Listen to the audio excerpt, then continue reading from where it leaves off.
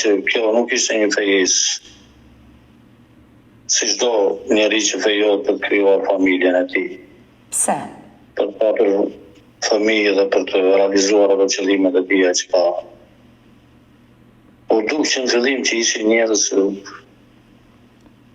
me vese, me interesa, me gjëra të ulta dhe për lek, për para, për pangopsina e madhe. Gjithmonë pati sherr me vllain, pati probleme, kërkonte lek shumë të çonte këtyre, kishte këtu.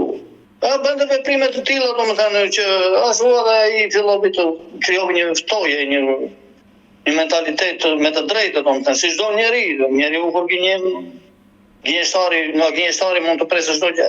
Ajo vetëm familja nuk mund të quhet, ajo vetëm bashkëshorta nuk mund të quhet, ajo vetëm nënë nuk mund të quhet, ajo vetëm nuse nuk mund të quhet, ajo ishte sadiste.